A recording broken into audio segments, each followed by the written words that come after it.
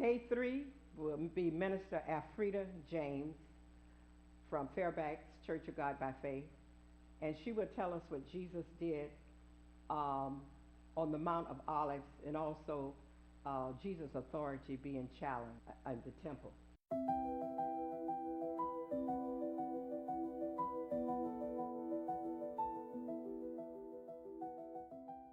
Welcome to our Holy Week.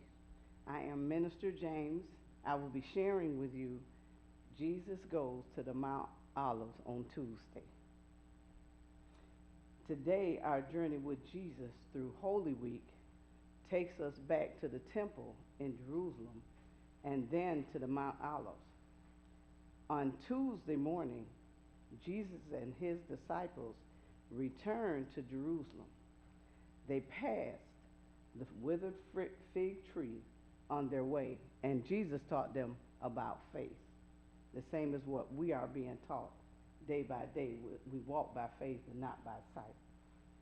At the temple, the religious leaders aggressively challenged Jesus' authority, attempting to ambush him and create an opportunity of his arrest. In Matthew 21:23, it says, "And when he was come into the temple, the chief priests and the elders of the people came unto him as he was teaching and said, By what authority dost thou these things? And who gave thee this authority? And Jesus answered and said unto them, I also will ask you one thing, which if ye tell me, I in likewise will tell you by what authority I do these things. But Jesus invaded their traps and pronounced harsh judgment on them. Blind guides, for you are like whitewashed tombs, beautiful on the outside, but filled on the inside with the dead people's bones and all sorts of impurity. It's sort of like how we are. Some of us were beautiful on the outside, but we got a lot of filth on the inside. With these dead people's bones and all sorts of impurity, outwardly you look like righteous people, but inwardly your hearts are filled with hypocrisy and lawlessness, snakes, sons of vipers. How will you escape the judgment of hell? You can read it for yourself in Matthew 23:24 through 33. Tuesday's afternoon, Jesus left the city and went with his disciples to the Mount of Olives, which overlooks Jerusalem due east of the temple. Here Jesus gave the olive discourse, an elaborate prophecy about destruction of Jerusalem and the end of the age. He taught in parable using symbolic languages about end times events, including his second coming and the final judgment.